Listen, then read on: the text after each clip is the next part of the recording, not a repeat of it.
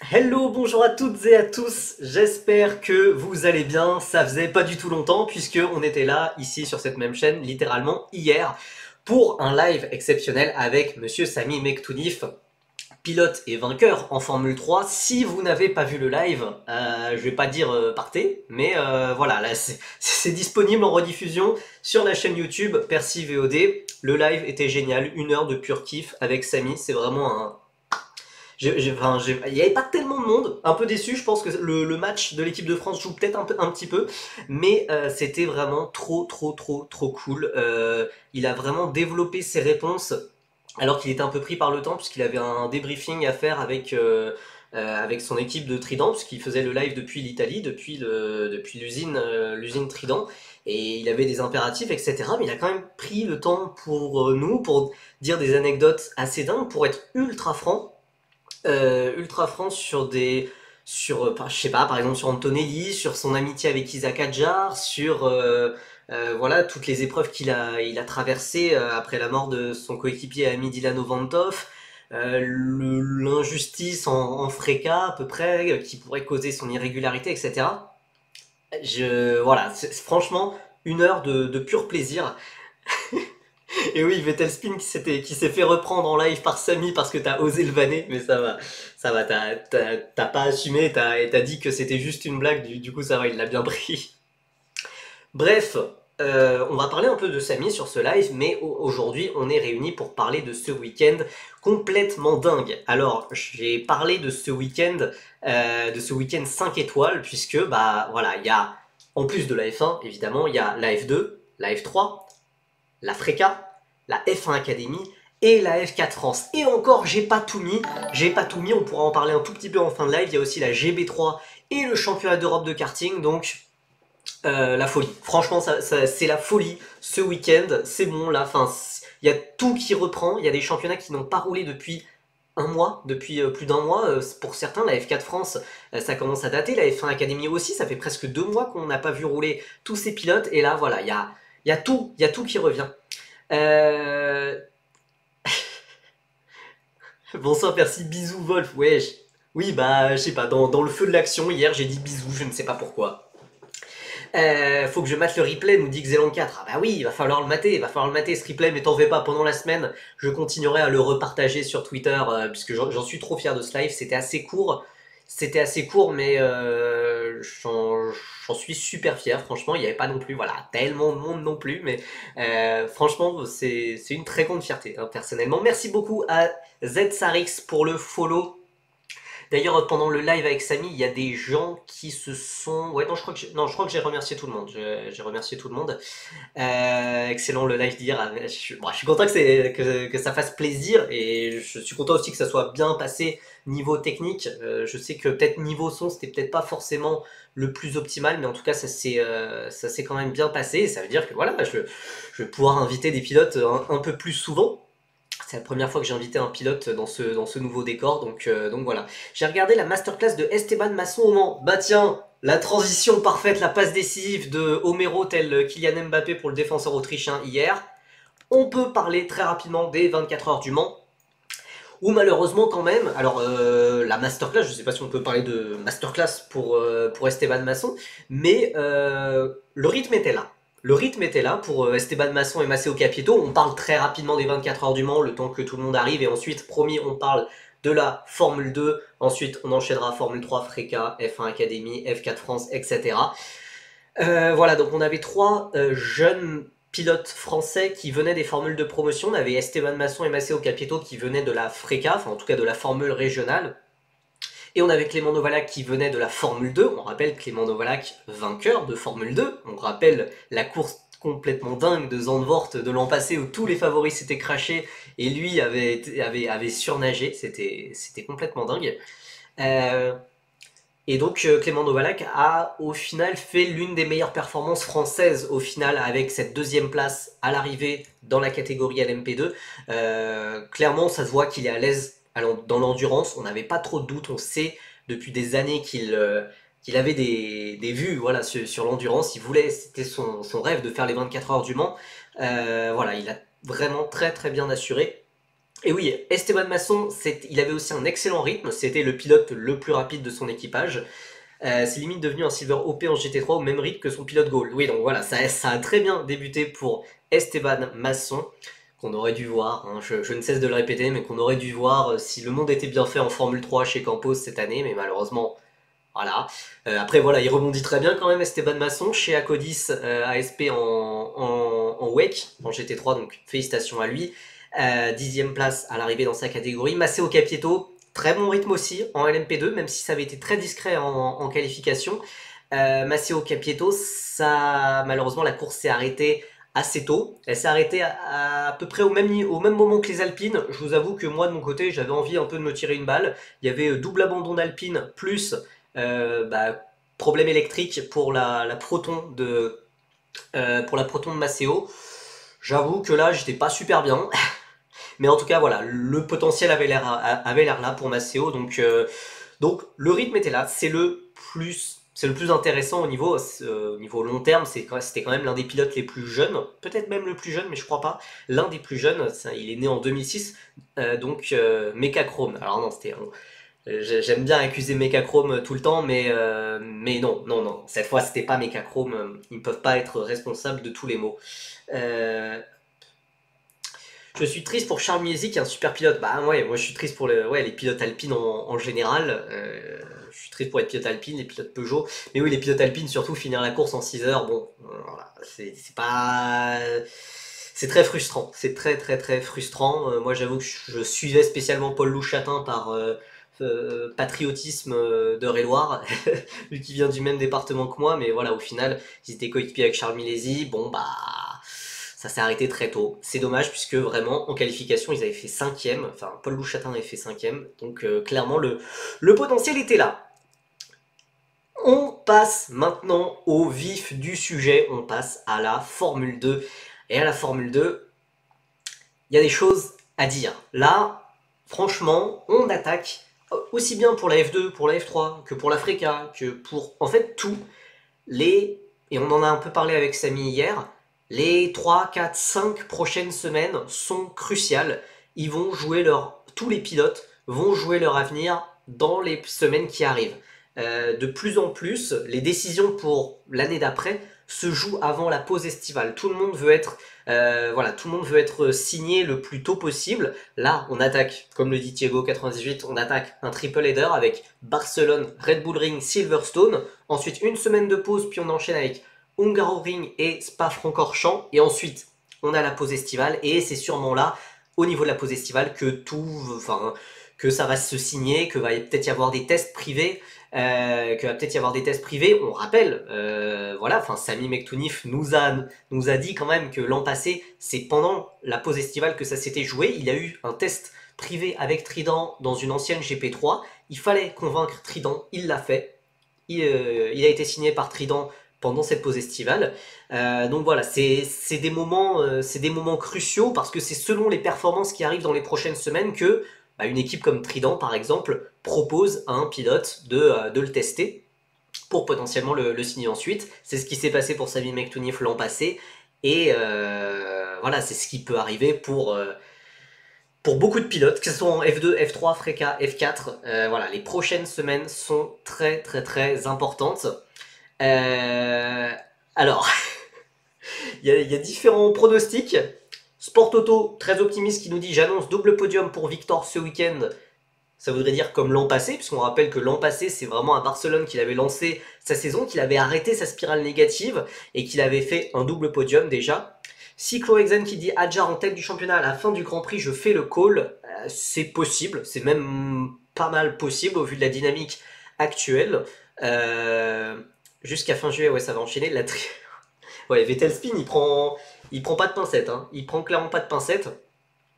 Berman encore sous pression avec sa FP1 chez As. Bah clairement Berman,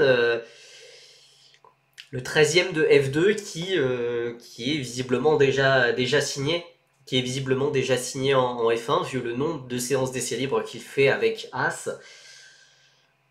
J'ai du mal à... Franchement, je sais, j'ai toujours du mal à voir à quel point les performances actuelles d'Oli Berman en F2 peuvent l'impacter sur son futur. J'ai bon espoir qu'Antonelli gagne ce week-end. Moi aussi, très très gros espoir en Antonelli, mais là aussi beaucoup de pression avec Antonelli, surtout depuis quelques jours avec la dérogation qui a été accordée par la FIA, que en cas de circonstances exceptionnelles, qu'en cas de si un pilote a fait preuve de résultats, de maturité, d'intelligence exceptionnelle, que à 17 ans, il peut avoir sa super licence en F1 et débuter en F1. Voilà, c'est une décision qui a été prise il y a une semaine maintenant. Il y a une semaine, la FIA l'a annoncé. Donc voilà, il y a cette possibilité que maintenant le record de Verstappen pourrait tomber. Alors, Verstappen a commencé à 17 ans et demi. Si Antonelli commençait là, il aurait moins de 18 ans, mais il battrait pas le record de Verstappen. Mais en attendant, ça veut dire que le record de Verstappen, qu'on pensait tout simplement imbattable, puisque la FIA avait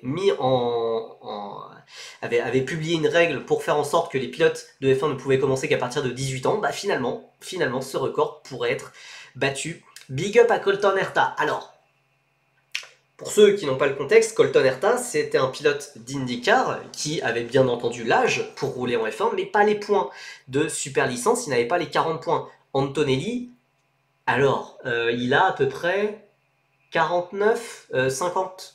Il a plus d'une cinquantaine de points de super licence. Et ça ne compte pas encore la saison de F2 qui est en train de s'écouler. Est-ce que Pourchaire est certain de garder son statut de plus jeune vainqueur de F2 à ce stade de la saison où Antonelli peut toujours le passer? Antonelli et Pourchaire sont tous les deux de août. Pourchaire 2003, Antonelli 2006. Et Pourchaire, il a gagné à Monaco, donc en mai 2021. Donc, non, en fait, c'est bon, Pourchaire va garder son record. Pourchaire va garder son record de plus jeune vainqueur de F2. Antonelli ne battra pas le record de Théo Pourchaire. Ouais, c'est mort Kimi avait jusqu'à Monaco. Ouais, non, c'est raccord. C'est raccord. Quand je pense que Alpine va prendre peut-être Douane alors qu'il y a 2 champions de F2 sans siège en F1. Bah, évidemment, hein, évidemment. Après, voilà, c'est le jeu des académies. C'est le jeu des académies, ma pauvre Lucette. Voilà, c'est dommage. Pour une fois qu'Alpine va peut-être faire confiance à son académie, on va pas non plus les critiquer, mais c'est tellement peu enthousiasmant que voilà. On en parle de cette dérogation, en vrai, à quoi ça sert vu qu'il aura 18 ans fin août, à moins que ce soit pour le faire monter à la mi-saison Zandvoort qui est quelques jours avant ses 18 ans. Bah voilà, pour moi, t'as ta réponse à ta question. Pour moi, c'est pour potentiellement remplacer Logan Sargent. C'est pour remplacer Logan Sargent chez Williams à partir de la pause estivale. Puisque si on attend vraiment les 18 ans, Antonelli peut pas faire les qualifications, par exemple. Il peut pas faire les qualifications du Grand Prix des Pays-Bas. Il pourrait faire la course, mais pas le Grand Prix. Pour les EL1, il faut 18 ans aussi ou pas du tout? Bah, officiellement, oui. Enfin, de base, oui. Mais maintenant, voilà, il y a cette nouvelle dérogation qui est appliquée à la fois pour les Grands Prix, à la fois pour les séances d'essais libres. Il faut désormais, la règle de base c'est 18 ans, mais peut y avoir dérogation exceptionnelle de la part de la FIA à partir de 17 ans. J'espère qu'on va s'amuser pendant les 3 prochains week-ends, j'ai pas trop de doutes honnêtement. Surtout Red Bull Ring, c'est un circuit que je surkiffe par-dessus tout, où il y a toujours un bordel monstre en formule de promotion. Barcelone, Silverstone, c'est un peu plus dur de doubler, mais ça offre quand même... On lit souvent la vraie performance de chaque pilote, chaque équipe au niveau de ces circuits-là, pareil qu'en F1. Donc ça peut être très sympa. Kabir Anourak peut donc faire des essais libres avec Alpine? Non, il faut quand même 25 points de super licence pour faire des essais libres, ou alors 6 courses en Formule 2. Donc Kabir Anourak n'ira pas chez Alpine, heureusement. Ah oui, c'est vrai qu'au Red Bull Ring, ouais, il y a les track limits, ouais, c'est un peu chiant, c'est vrai. Ah, j'avais oublié. Ah, tu m'as enlevé un peu de hype là, Gaspachette. Écoutez, bah, on n'a pas encore parlé du championnat en fait, on n'a pas encore parlé du championnat. Paul Aron est donc le nouveau leader du championnat avec 80 points, 5 podiums, donc une course sur 2 finie sur le podium, toujours pas de victoire, ça va commencer à trotter un peu dans sa tête. 2 petits points devant Isaac Hadjar, qui avait failli faire la passe de 3 en course, voilà, qui aurait dû gagner 3 courses principales d'affilée, mais la virtual safety car provoquée par Joshua Dirksen à 3 tours de la fin à Monaco, on a décidé autrement.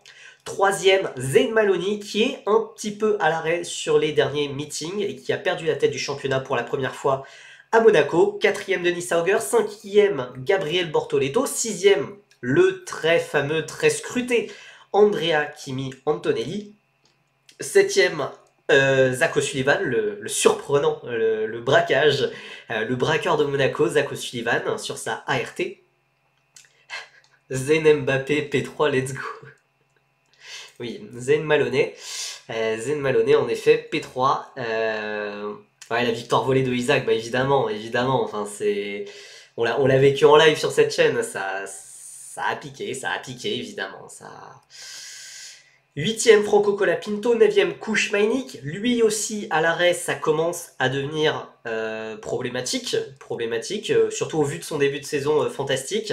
10e Enzo Fittipaldi qu'on a totalement perdu de vue depuis Jeddah, 11e Jack Crawford, 12e Pepe Marti, le coéquipier d'Isaac Adjar qui commence à prendre un peu l'eau, il sera à domicile à Barcelone, donc à voir si ça peut le relancer. 13e le futur pilote As, visiblement 13e seulement, 13e je le répète, est dominé par son coéquipier Andrea Kimi Antonelli. Je dis ça, je dis rien, hein, voilà. 13e du coup, Oliver Berman.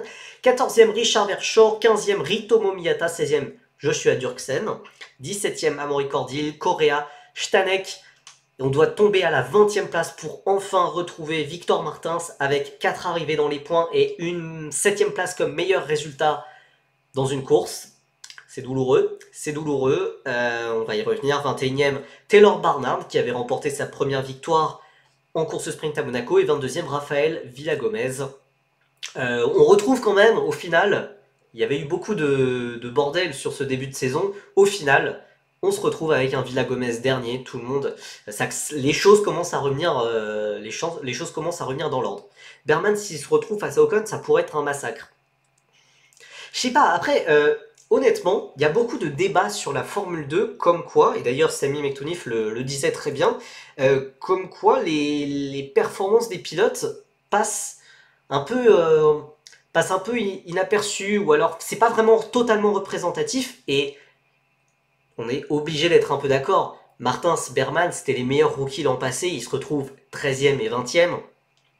Je suis pas en train de dire que c'est les cracks générationnels qui vont tout écraser sur leur passage et qu'ils devraient être premier et deuxième. Mais ils n'ont rien à faire en 13e et 20e place, je pense qu'on est tous d'accord là-dessus, sauf Vettel Spin qui est aigri. Mais c'est une saison très bizarre, qui est forcément un peu... forcément en partie liée à ce changement de voiture. Il y a aussi le problème des moteurs. Sami Mektounif, encore une fois, hier on parlait aussi un peu en fréca. Il y a pas mal de problèmes de moteur, de différents niveaux de puissance moteur, etc. Et aussi, Victor Martins, il se retrouve avec une voiture qui est difficile à conduire. Ça, c'est un fait. ART a loupé ce début de changement de réglementation. Et du coup, il se retrouve à surconduire, du coup à faire des erreurs qui lui sont inhabituelles, et du coup à se retrouver 20e au classement. C'est un cercle vicieux qu'il avait réussi à... Il avait réussi à sortir de ça l'an passé, en 2023. Donc, on verra. Oli Goethe et son moteur de F1 rigole. J'aurais pas mieux dit. On passe à un petit focus pilote par pilote. Isaac Adjar et Campos qui sont à domicile en Espagne. Surtout, il y a quelque chose qui peut nous donner de l'optimisme en vue de ce week-end, au-delà de la dynamique très positive d'Isaac Adjar sur les dernières manches, avec, à la régulière, normalement, ça aurait dû être 3 victoires en course principale, bref, c'est surtout un doublé Campos aux essais hivernaux de Barcelone. Vous allez me dire, enfin aux essais hivernaux, c'était pas du tout les essais hivernaux, c'était en avril, les essais en cours de saison qu'il y a eu entre Melbourne et Imola, si je dis pas de bêtises. Voilà, il y avait des essais en avril et Isaac Adjar et Pepe Marti avaient dominé ces tests. Voilà, ça veut dire ce que ça veut dire, hein. C'est pas sur des essais qu'on va donner la hiérarchie de ce week-end, mais quand même, Campos a l'air en forme, a l'air d'apprécier ce circuit. Voilà, ils sont à la maison. Non mais Adjar, il n'y a pas une séance où il tape le podium en ce moment, au bout d'un moment on peut monter dans le train. Je suis d'accord, franchement, sur ce début de saison, sur ces 5 premières manches, c'est un sans faute. Le fait est que, visiblement, pour la Formule 1, il va falloir continuer comme ça. Genre, il va pas falloir de baisse de répit. Il va falloir le titre F2. Je pense que les objectifs contrairement à ce qu'on disait en début d'année et un peu plus tôt, les objectifs ont évolué. Les objectifs sont désormais le titre F2, Helmut Marko l'a dit, pour que Isaac Hadjar soit en F1 dès l'an prochain. Hein, attention, hein, puisqu'il y a pour forcer la décision, il faut le titre en Formule 2. Et ça, bah, je suis désolé, mais il y a quand même pas mal d'inconnus. Il peut y avoir des incidents de course, des problèmes moteurs qu'il a déjà eu en très grand nombre à Jeddah et à Sakir, ou alors des casses moteurs, des accidents, voilà, des incidents auxquels il n'est pas fautif. Voilà, je trouve ça un peu beaucoup très injuste de dire, de donner un objectif de résultat, alors que, en fait, bah, on voit tout simplement sur les 5 premiers week-ends qu'il est le pilote le plus fort globalement. S'il gagne le titre, il entre dans les discussions et pour monter, je pense il doit être vraiment indiscutable. Pour moi, là, il est vraiment indiscutable, honnêtement. Mais encore une fois, c'est que 5 week-ends. Il en reste 9. Hein. Donc, après, il y a le titre façon Piastri, le titre façon De Vries. Honnêtement, là, pour l'instant, on est plutôt sur un titre façon Piastri. Mais on en est encore très loin. Hein. On est encore très loin. Je te trouve très optimiste, mais pour moi, à la F1, c'est mort pour Isaac en 2025. Bah, je ne pense pas. Je ne pense pas. Tout simplement parce que Marco continue d'en parler. Lawson, honnêtement, pour moi, j'ai l'impression que c'est totalement foutu pour lui. Pour moi, ça se joue entre Ricciardo et Hadjar. Ce qu'il faut espérer aussi pour Isaac, c'est que Ricciardo continue d'être battu par Tsunoda. Il faut qu'il soit battu par Tsunoda, qu'il montre voilà, qu'il a plus sa place en F1, etc. Il y a eu du mieux pour Ricciardo au Canada, donc ça va pas forcément dans cette direction, mais dans l'ensemble, voilà, Ricciardo est en souffrance et donc Isaac Hadjar se doit de devenir indiscutable et pour ça, il faut faire une saison de patron. Il a fait 5 week-ends de patron, c'est très bien, il faut continuer comme ça. Après, voilà, il n'y a pas que des enjeux sportifs autour de Daniel Ricciardo, il y a beaucoup d'enjeux marketing, communication. Voilà, Ricciardo est devenu malheureusement en grande partie un pilote payant.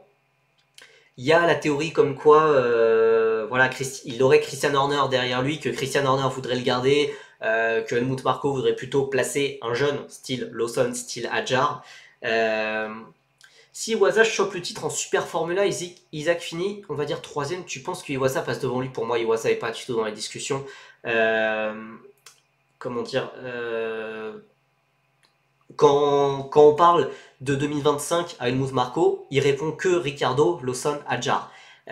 Iwasa, il fait un bon début de saison en Super Formula, mais en fait, le problème, c'est que c'est un pilote Honda, qu'il n'a pas assez prouvé par le passé en Formule 2, et que donc, voilà, quand t'es face à Lawson ou Hadjar, enfin Lawson qui a surtout fait 5 Grands Prix en F1, et Hadjar qui fait une saison de F2 pour le moment de très haute facture, c'est compliqué. C'est compliqué. Après voilà, si Ricciardo est quand même renouvelé en F1, je trouverais ça pas mérité honnêtement, mais ça peut arriver pour les enjeux économiques qu'il y a derrière. Alors, je pense que voir Ricciardo en F4 tchèque avec Oscar Wurth, c'est peut-être un peu violent. Je pense pas que j'irai jusque dans ces extrêmes, mais clairement pour Isaac, il y aurait aussi l'option 2026, etc. Un an Super Formula, mais honnêtement, on avait dit pareil pour un Liam Lawson que t'inquiète, t'auras ton baquet en 2025. Ouais, hein, tant que c'est pas signé, tant qu'il n'y a pas de contrat officiel vraiment, c'est du pipeau, c'est du vent ces déclarations-là. Mais de plus en plus, enfin de moins en moins, je vois Lawson arriver en F1. Voilà, j'ai l'impression que voilà, le train est passé, c'est totalement injuste. Après, Hadjar peut aussi être 3ème pilote V-Carb et attendre que l'un des 2 sièges se libère. Ouais, oui, et puis, non, mais très probablement en 2026, va y avoir des sièges qui vont se libérer chez V-Carb. Tsunoda va très probablement partir, car Honda va partir fin 2025 pour aller chez Aston Martin. Ricciardo, voilà, enfin, on peut arriver à la fin d'un cycle, etc. Mais peut-être qu'on voudra le garder, car c'est un pilote d'expérience, et puis c'est bien pour une jeune équipe de milieu de plateau d'avoir un pilote d'expérience. Donc voilà, c'est pas si évident que les 2 baquets se libèrent, hein, très honnêtement. Ricciardo est plus long que Giro, c'est ridicule de le garder. Ce serait pas deck quand même si en 2025 il est juste pilote de réserve. Bah si, je serais totalement dégoûté. Après, il faut voir, voilà, encore une fois, la suite de la saison de Formule 2. Si Isaac continue comme il a fait sur les 5 premiers week-ends, je serais dégoûté et je perdrais foi dans l'humanité, globalement. Étonné qu'As ne tente pas Ricardo. Je pense qu'il préfère, depuis le départ de Gunther Steiner, je pense qu'il préfère garder de l'argent. Ils sont un peu... Je me fais peut-être des idées, hein, mais je pense qu'ils tentent des choix qui ont plus de sens sportivement. Voilà. Ça fait trop de fois que nos pilotes français se font voler. C'est pas fini. Voilà, c'est pas fini. Bon, Théo Pourchaire, il s'est fait voler parce que Sauber, Sauber c'est une équipe mort-vivante. Personne ne veut aller chez Sauber, même pas Sainz, même pas Ocon, alors qu'il y a Audi qui arrive derrière.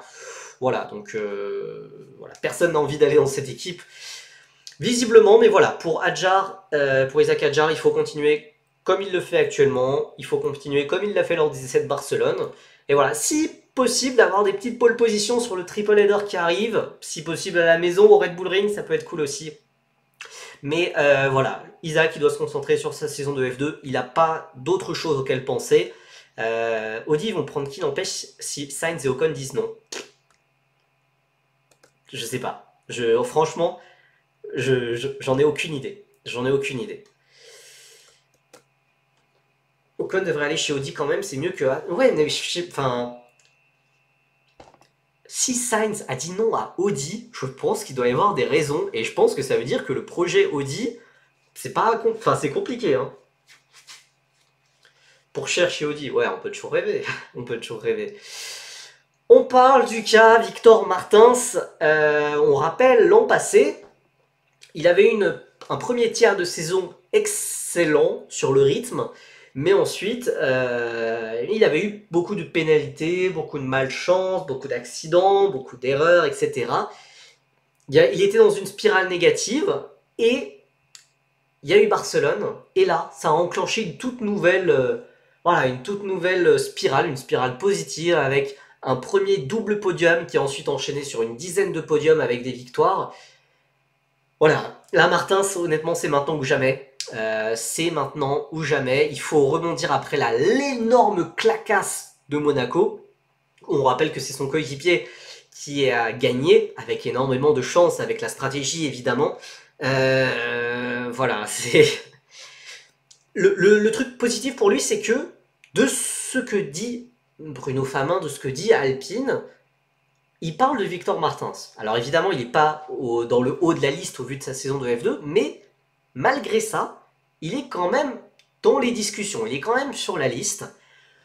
Donc, enfin, je me doute que Alpine doit bien voir quand même que Victor Martins, il a l'un des palmarès les plus impressionnants dans les formules de promotion actuelles, enfin de ces dernières années, évidemment. Et que si Victor arrive à retrouver des performances, arrive à... Voilà, il faut des podiums. Là, de toute façon, il faut des podiums, il ne faut pas marquer des points intermédiaires, il faut des podiums, c'est possible même des victoires. Il faut voilà, montrer que c'est lui le boss du game, en fait. Il faut montrer... il faut montrer que c'est lui le boss du game, comme il l'avait fait sur certains week-ends en Formule 2 l'an passé. Voilà, il faut... Ouais, si la RT... Oui, non mais je suis d'accord avec Carantoxy, le problème c'est que ART a pour l'instant... Et pour l'instant derrière dans la hiérarchie. Je me doute que voilà, sur le moyen terme, sur le long terme, ART va remonter, puisque c'est l'une des meilleures équipes des formules de promotion, comme ils le font d'ailleurs très bien en Freca. En Freca, ils ont eu une année catastrophique l'an passé, et puis bah voilà, ils ont travaillé, et ça revient devant. Mais ouais, si la RT est nulle, c'est foutu. Après, voilà, il y a Sébastien Philippe qui a fait une interview pour la Formule 2, je crois, qui disait que voilà, il était optimiste sur la suite, etc. Donc après, si Martin a pu claquer la pole à Monaco, c'est que la victoire devrait, la voiture devrait fonctionner désormais, nous dit Cyclo Exane. Non, enfin, on peut toujours espérer, mais pour moi, c'est que, comme d'ailleurs un peu Préma, hein, mais dans des proportions beaucoup plus graves pour ART, c'est qu'en qualif, sur un tour, le pilote peut vraiment transcender la voiture, mais sur 40 tours, sur une course entière, tu peux pas. Tu peux pas faire le tour sublime à 400%. Tu peux pas faire ça. Et en rythme de course, on a bien vu que pour Prema et ART, c'est beaucoup plus compliqué. C'est beaucoup plus compliqué, donc on va voir. À Monaco, c'est pour moi, c'est peut-être un peu plus représentatif du talent du pilote. Au moins en qualification, c'est là où vraiment la voiture fait un peu moins la différence. Hein, on l'a même vu sur des qualifications de F1, où on avait vu Ocon faire des top 3 l'an passé avec Alpine. Voilà, la voiture est un peu moins importante dans la qualif à Monaco. Par contre, au niveau de la course, bah là, c'est plus compliqué. Donc voilà, pour Victor, il y a le triple header qui arrive, on l'a dit, les négociations arrivent maintenant, voilà. C'est Isaac qui disait qu'il avait tendance à surpiloter chez Hightech et on peut faire le parallèle avec Victor cette année, ou on peut faire le parallèle avec Semi Mektounif chez MP l'an passé en Freca. Voilà, quand il y a des spirales négatives, quand la voiture est un peu moins bonne que ce dont on a l'habitude d'avoir, on essaye de surpiloter, ça fait des erreurs, ça peut même être moins rapide, parce qu'on est moins en confiance, et donc ça fait 20e au championnat. Donc bon, ça représente évidemment pas le talent de Victor, mais on va espérer que voilà, Barcelone soit peut-être le déclic pour lui et pour même toute l'équipe ART. Il y a deux pilotes qui jouent le championnat pour l'instant avec Isaac Hadjar. Hein, c'est vraiment le top 3 qui s'est détaché, mais en fait, pas tant que ça. Hein, pas tant que ça, puisque en regardant le classement, Auger, Bortoleto, Antonelli sont pas si loin. Paul Aron, qui est donc le nouveau leader du championnat. Saison quasi parfaite, sauf qu'il n'y a toujours pas de première victoire, mais en attendant, pour un rookie sur son high-tech, c'est très solide. High-tech qui fait beaucoup moins d'erreurs que l'an passé, notamment aux arrêts au stand. Hein. Voilà, on se rappelle des nombreux traumatismes de l'an passé. Voilà, Paul Aron, très bien. Alors attention, petit avertissement, à Barcelone, il va revenir sur un mauvais souvenir, car lors des essais d'avril, il s'est mis une énorme boîte, il a détruit sa high-tech. Donc bon, à voir, peut-être il commencera le week-end avec un peu moins de confiance, à voir si ça peut un peu l'impacter, mais pour l'instant, sur les week-ends de course, Paul Aron, c'est chirurgical. Et c'est un peu tout l'inverse de Zé Maloney qui galère depuis on peut même dire trois, non, allez, 2 week-ends surtout. Depuis 2 week-ends, il est brouillon, on l'a bien vu à Monaco avec beaucoup d'incidents. Beaucoup d'incidents en milieu de peloton, pas fou en qualification, donc il était un peu forcé de remonter en course, sauf que remonter en course à Monaco, bah, c'est pas évident. On retrouve le Maloney qu'on connaît, on retrouve le Maloney très irrégulier, capable du meilleur comme du pire, comme l'an passé. Hein. On rappelle qu'il y avait la moitié de ses week-ends qui étaient sans le moindre point. Bon, là c'est pas aussi violent, hein. Il est quand même 3ème au championnat, il est que à 11 points du leader, donc il n'y a pas non plus l'alarme, hein. Mais voilà, il y a 7 voilà, c'est ce que j'allais dire, 7 points en 2 rounds. Donc voilà, le doute peut commencer à s'installer, mais voilà, on va arriver dans un triple header, enfin avec 5 meetings en 6 semaines, donc ça va aller très vite, il y a des nouvelles dynamiques qui vont s'enclencher. Tout peut changer très rapidement. En vrai, quand on revoit le classement du championnat, même par exemple Victor Martins, il est à 69 points, certes, il est à 69 points de Paul Aron, mais en vrai, en 2 week-ends, c'est rattrapé ça. Il faudrait évidemment des... Voilà, me faites pas dire ce que j'ai pas dit, hein. Je ne crois pas que Victor Martins sera en tête du championnat dans 2 meetings. Mais c'est un écart qui est rattrapable. Si ART retrouve son mojo de l'an passé, si Victor Martins arrive à de nouveau revenir en confiance, en vrai, les écarts au classement sont pas si importants, puisque souvent, voilà, enfin Isaac Hadjar, il a eu une malchance pas possible en début de saison. On se rappelle voilà, du week-end de Jeddah, du week-end de Sakir, de sa pénalité à Melbourne. Paul Aron, il n'y a pas eu cette victoire qui lui a marqué des gros points. Zé Maloney, là aussi, ça perd en intensité sur les derniers meetings. Auger, il y a quand même, c'est aussi brouillon. Bortoleto, il y a eu pas mal de malchance aussi. Antonelli, c'est très rapide, mais bon, voilà. Au final, le classement est très serré, hein. En vrai, en vrai. Oui, exactement, cycle Exane, il n'y a qu'à voir la vitesse avec laquelle Hadjar est remonté au classement. On rappelle qu'à un moment, il était en dehors du top 10. Hein. Voilà. Oui, Percy Martin joue le titre. Il faut juste que Cordil Villagomez et Correa soient derrière lui à chaque course pour maximiser les chances. Vous êtes méchant. Vous êtes méchant.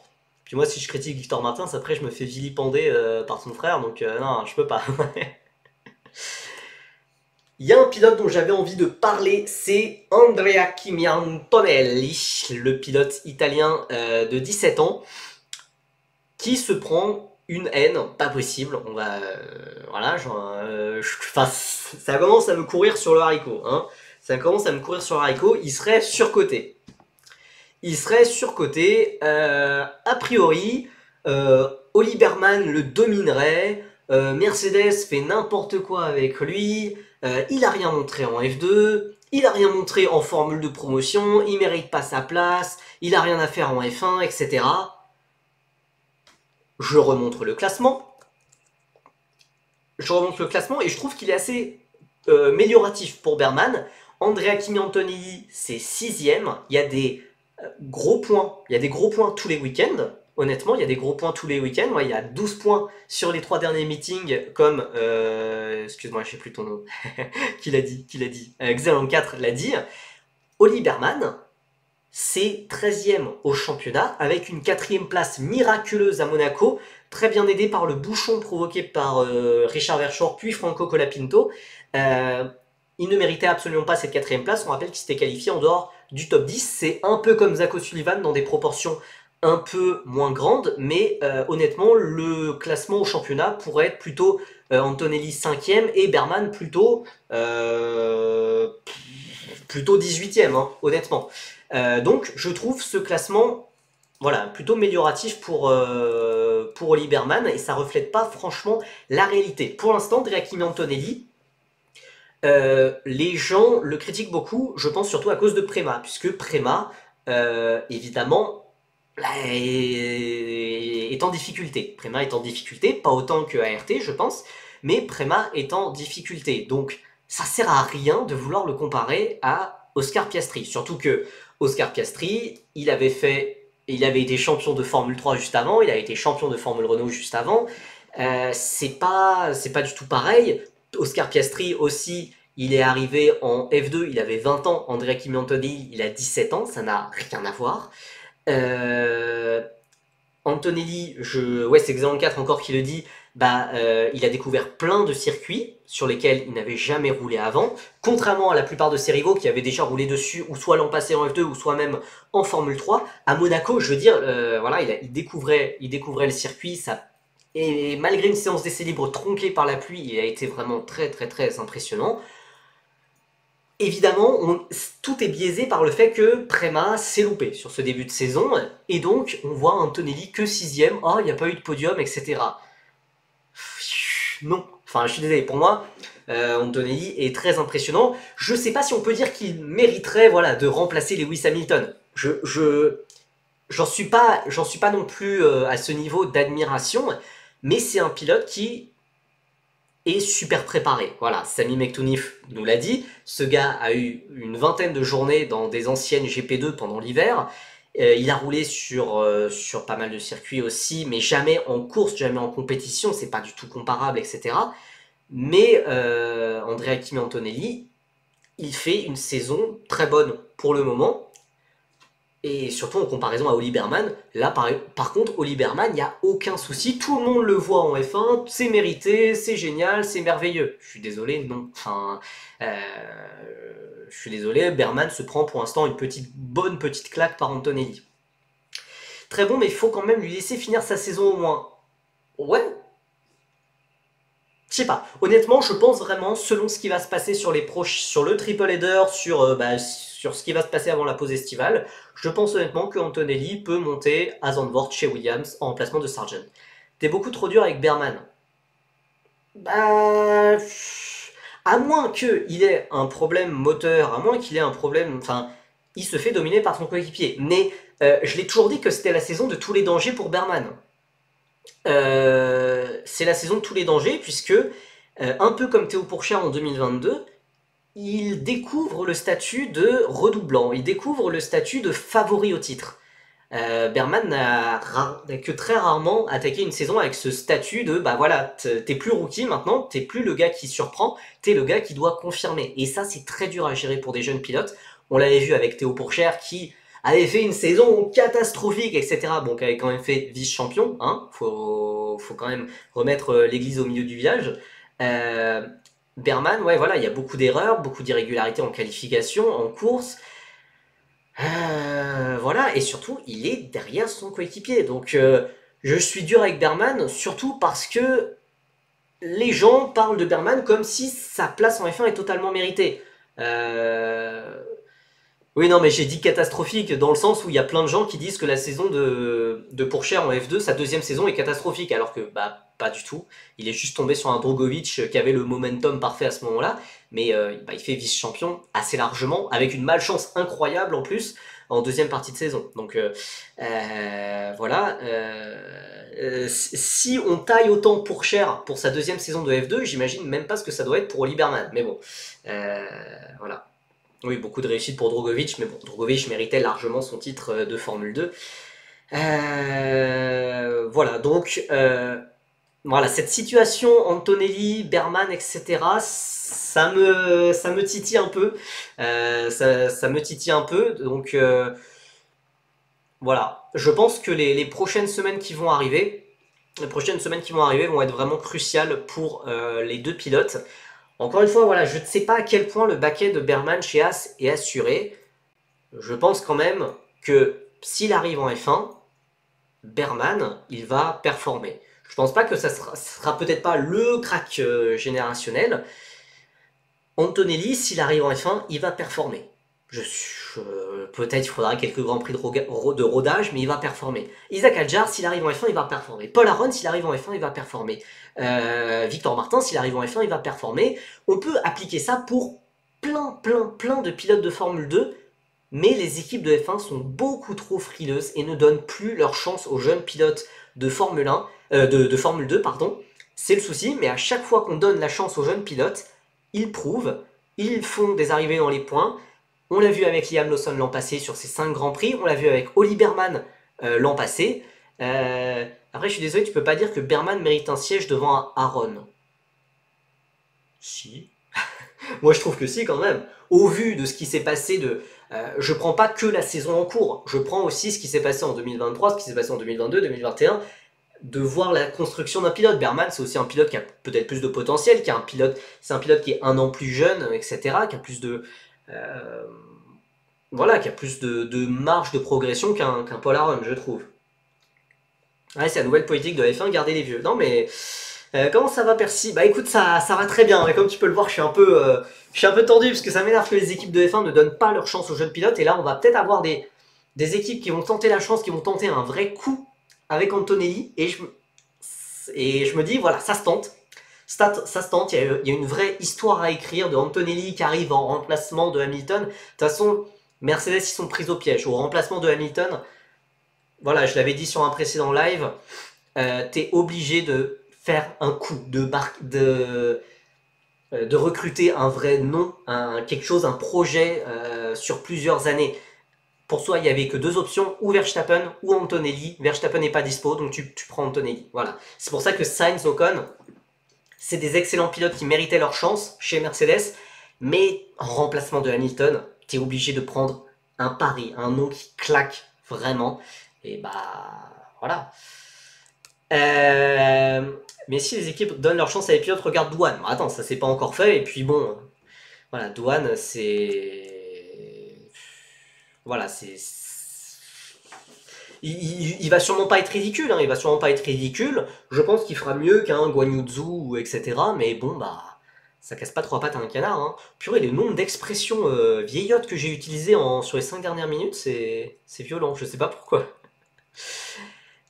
Écoutez, on ferme le chapitre Formule 2, puisque l'air de rien, faut un peu avancer et parler des autres championnats. On rappelle que voilà, c'est un week-end complètement dingue. Restez bien jusqu'au bout, je mets tous les horaires, vraiment tous les horaires de ce week-end 5 étoiles, car en plus de la F2, on a la F3 dont on va parler, la Freca, la F1 Academy, la F4 France notamment. En Formule 3, on a là aussi un championnat très ouvert. On va faire, on en avait parlé avec Samy l'an passé, hier, on va faire une moitié de saison en 6 semaines. Voilà, on a fait les 4 premiers meetings sur 10. On va arriver au cap de la mi-saison à Barcelone. On a un top 4 qui se détache au championnat avec Gabriel Emini. Tu mettras les horaires de chaque... Non, alors non, Nitram, j'ai pas mis les horaires de chaque série de championnat d'Europe de karting. Mais globalement, c'est un peu un fil rouge du week-end, on peut dire. C'est un peu tout le temps là, on peut dire. Il y a toujours, ça court toujours. Stuka lâché par Red Bull, on va en parler tout de suite. Sans oublier l'IndyCar, je t'avoue qu'il n'y avait plus de place. Il n'y avait plus de place, j'ai pas mis l'IndyCar pour une fois. Gabriel Emini donc en tête du championnat pour 4 petits points après sa sublime victoire à Monaco. Devant Luke Browning, Leonardo Fornaroli est 3ème et un peu comme un Paul Aron, il tourne autour de sa première victoire. 4ème, Dino Beganovic, 5ème, le meilleur rookie Arvid Lindblad sur la 3ème Prema, 6ème Goethe, 7ème Tramnitz, 8ème notre français, notre chouchou, notre invité d'hier, Sami Mektounif, après avec une victoire à la course principale à Imola. On a ensuite Mansell, Van Eupen, Boya, Tsolov, bref, hein, voilà, Tsolov, if I speak, voilà. Ramos, Léon, Montoya, Martinus, Tensorn, Wurz, Locke, Joseph Locke, très impressionnant à Monaco. Casper Stuka, lâché par le Red Bull Junior Team, grosse info. 20ème, Alex Dunn, Nikita Bedrin, Max Esterson. Et ensuite, on a les pilotes qui n'ont pas marqué de points, Voisin Smith, Sophia Flörsch, etc. Le Goethe Hype Train est toujours en marche, ravi d'avoir pris des tickets en première classe l'an dernier. Bah, moi je suis toujours chaud pour le faire dérailler, écoute. Hein. Goethe, seul pilote dans les points à chaque course, les hommes mentent pas les chiffres. Il y a zéro hype. Il y a zéro hype derrière Oli. Ah, je sais pas. Toujours beaucoup de mal. Toujours beaucoup de mal avec ce pilote qui, pour moi, n'a pas montré grand chose. Mais c'est vrai qu'il avait été impressionnant à Imola, certes. Mais bon, bref. Pour le moment, il y a toujours ce quatuor de tête qui se détache, ce quatuor de favoris, ce quatuor dont on parlait depuis les essais hivernaux. Gabriel Emini qui a été décevant au début mais qui a peut-être vraiment lancé sa saison à Monaco. En attendant, il ne faut pas oublier que sur les 3 premiers week-ends, ça avait été mitigé, voire limite décevant. Luke Browning, 2ème à l'expérience, toujours très bien placé. Leonardo Fornaroli qui cherche encore sa première victoire. Dino Beganovic, c'est un peu les montagnes russes. Hein. Dino Beganovic, c'est les montagnes russes. Un jour, il est exceptionnel. Le lendemain, comme à Monaco, on le voit pas trop. Il est totalement dans l'ombre de Gabriel Emini. Donc j'ai hâte de voir sur des circuits un peu plus standards, style Barcelone, style Red Bull Ring, style Silverstone, ce que ça va donner. Et voilà, comme je l'ai dit, on va avoir la moitié de la saison en 6 semaines. Donc globalement, tout peut se passer. On peut avoir une Sophia Flörsch, leader du championnat, un Piotr Wiznicki, leader du championnat après 4 meetings. Le championnat reste très ouvert, comme en F2, il y a des pilotes différents qui se sont distingués sur différentes manches. Donc ça reste très ouvert, y compris pour les rookies, y compris pour un Sami Mektounif. Je vais éviter de me répéter, si vous voulez plus d'informations voilà, sur Sami, en tout cas il y a bien l'enjeu d'une montée en Formule 2 qui peut se faire dans les prochaines semaines. C'est l'un des enjeux pour Sami et pour beaucoup d'autres pilotes. Monter en F2, beaucoup de pilotes vont vouloir quitter la F3 cette année pour la simple et bonne raison qu'en 2025, il y a une nouvelle réglementation de voiture et qu'en 2025, qui dit nouvelle réglementation de voiture dit potentiellement nouvelle hiérarchie. On l'a bien vu en Formule 2. Être chez ART et Prema, ça ne veut pas forcément dire que la voiture va performer. Victor Martins peut en témoigner, Oli Berman peut en témoigner, donc beaucoup de pilotes de Formule 3 vont vouloir monter en Formule 2, sécuriser leur place au plus vite, donc les prochaines semaines sont assez déterminantes pour cela. Il y a beaucoup de pilotes en 3ème, 2ème année de F2, donc il y aura beaucoup de place. Normalement, c'est vrai qu'il devrait y avoir de la place. La rumeur Locke chez Rodin F2 qui fait plaise. Attends, tu balances la rumeur comme ça ou t'as des vraies infos? Moi, je l'ai pas vu passer. Mais ça paraîtrait un peu prématuré, honnêtement. Maintenant, c'est vrai que Rodin en F3, c'est la pire équipe et qu'il a fait un week-end exceptionnel à Monaco. Donc peut-être qu'il va être testé. Peut-être que comme un Sami Mektounif l'an passé, il va être testé. Et puis, selon ce qui se passe dans des anciennes GP2, selon ce qui se passe durant ces tests privés, pourquoi pas. Si Nitram, il perd pas le nord. Hein. Il perd pas le nord pour placer ses pilotes belges. Hein. Pourquoi pas en vrai? Pourquoi pas un Thomas Strauben en F3? Pourquoi pas un pilote belge en Formule 3? Et pourquoi pas un pilote belge avec du talent? Hein. Pourquoi pas? Voilà, évidemment, il y a beaucoup d'autres pilotes à surveiller. Arvid Lindblad, on n'en parle plus trop comparé au début de saison où il avait été vraiment sublime, surtout lors des courses sprint, mais c'est très régulier, c'est très solide Arvid Lindblad. Évidemment, on est obligé de surveiller Oli Goethe, ça me fait mal de le dire, mais on est obligé car Campos avait écrasé le week-end de Barcelone l'an passé, c'était avec Pepe Marty à l'époque, donc voilà, c'est les mêmes voitures, c'est le même circuit, on est obligé de mettre le pilote numéro 1 de Campos en favori, au moins parmi les favoris. Kasper Stuka à l'image, il a perdu le soutien du Red Bull Junior Team, annonce très dure, très tôt dans la saison. Alors c'est vrai qu'il a été décevant, il n'y a aucun doute là-dessus, il a été décevant. Vous voyez, il est 19e au championnat, et encore c'est sauvé par une 12e place en qualification à Imola, qui lui avait permis de s'élancer de la pole position en course sprint. Et en fait, ça avait été une longue... ça avait été une descente aux enfers, il avait été incapable de tenir le rythme des leaders. C'est quand même une grosse surprise de perdre le soutien de Red Bull si tôt. Alors évidemment, Red Bull, ils ont une pléthore de talents, donc ils peuvent se permettre de faire des choix aussi radicaux. Ils ont énormément de jeunes pilotes. Mais, purée, c'est dur quoi. Enfin, Lindblad, j'aurais bien aimé le voir dans un autre team dans un autre team que Prema, voir s'il aurait mis autant de points. Pour moi, ouais.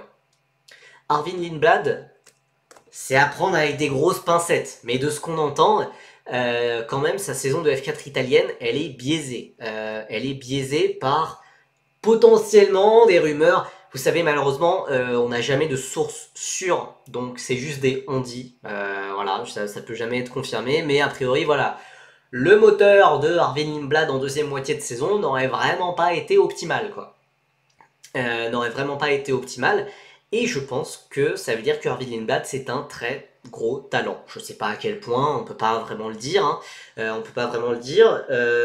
Mais j'aime vraiment ce que fait Arvid Lindblad. Je pense que Red Bull apprécie vraiment ce que fait Arvid Lindblad sur le début de saison. Avec des jolis dépassements, des gros points marqués, des victoires. Je pense, en tout cas j'espère pour lui qu'il va pouvoir se rapprocher des tout meilleurs et de ses coéquipiers Beganovic et Mini, qu'il arrive à battre occasionnellement comme ça, mais sur la suite de la saison, s'il peut vraiment arriver à les battre, pourquoi pas. Lindblad dans une Jazzer, il n'aurait pas mis autant de points, mais bon, certes, mais je pense qu'il aurait quand même impressionné. Ouais, voilà, il a un gros potentiel, mais je sais pas à quel point. Puis ouais, voilà, comme le dit Cyclo-Exan, voilà, Stenson, je commence sérieusement à m'inquiéter. Voilà, il y a des pilotes dont on commence à douter, dont on commence un peu à douter. C'est vrai que Arvid Lindblad, il a pris le record il a été le plus jeune vainqueur de F3. Tsolov, je suis inquiet. Ouais, bah Tsolov, au bout d'un moment, faut le débrancher. Hein. Je suis désolé, mais j'ai perdu patience. J'ai perdu patience alors que j'étais fan de Tsolov, mais bon, à moins d'un sursaut d'orgueil et qu'il arrête de provoquer des accidents, voilà. Stenson ferait-il une Tsolov? C'est pas du tout comparable. Et il y a eu que 4 meetings. On n'a pas fait encore on n'est pas encore au cap de la mi-saison pour Martin Stenson. Martin Stenson, on rappelle vice-champion de Freca l'an passé derrière un certain Andrea Kimi Antonelli. Alors tu vois, je suis pas d'accord avec Zeland 4 qui nous dit Alex Dunn aussi, je commence à être déçu. J'espère qu'il va s'améliorer. Pour moi, les classements, alors c'est vrai qu'Alex Dunn est 20ème, ça reflète absolument pas son niveau de performance. À Imola notamment, il avait fait 5ème en qualification, il avait été disqualifié pour infraction technique. Il avait dû partir 30ème à chaque fois et il est remonté 14ème et 16ème. Pour moi, Alex Dunn, vraiment, c'est le gars vraiment qui est passé sous les radars sur ce début de saison, mais qui devrait être bien plus haut, bien plus proche du top 10 que ça. Donc Alex Dunn, je suis pas inquiet pour le moment. Stensord, beaucoup plus, puisque ouais, j'ai pas vu beaucoup de positifs en dehors de voilà, cette victoire isolée en course sprint à Melbourne. Voilà, il faut régler certaines choses. Il faut régler certaines choses. Soloff, influenceur motorsport sur TikTok. Ouais, grave, il a du potentiel. Ah, mon Jox, il sait comment me faire plaisir. Tsolov, pour moi, c'est l'exemple parfait de l'intérêt de la fréquence d'une carrière junior qui apprend des aspects différents. Oui, je le dis, je ne cesse de le clamer haut et fort. Alors de l'Africa, oui, de l'Africa, de la formule régionale, en tout cas au moins. Mais oui, enfin, je suis complètement d'accord. C'est un pilote qui a été grillé beaucoup trop tôt et qui fait un peu n'importe quoi, malheureusement.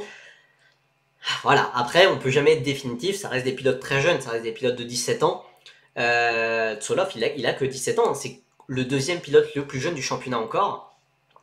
Donc, voilà, sauter l'Africa, oui, mais faut être un crack, quoi. Ouais, et même, hein, franchement, je suis désolé, mais pour Berman et Pourchaire, c'est les seuls deux pilotes qui ont réussi à faire le jump F4, F3 de façon parfaite. Mais quand ils sont arrivés en F2, il y avait des manques. Il y avait des manques. Et ils ont dû prendre 1 an, 2 ans, 3 ans, parfois pour pallier, pour régler tous leurs défauts. Et je pense que voilà, c'est vraiment un step à ne pas négliger. Pour Freddy Slater, je le vois bien par exemple en Formule 3 dès l'an prochain, avec plusieurs courses, peut-être en Freca, peut-être en F3 britannique, sur la fin d'année. Moi, dès ses 16 ans en fait. On ferme la page Formule 3 et on passe à la Freca. Alors, en F2, en F3, on a parlé de championnat très ouvert, que beaucoup de pilotes avaient marqué différentes victoires, différents points, etc.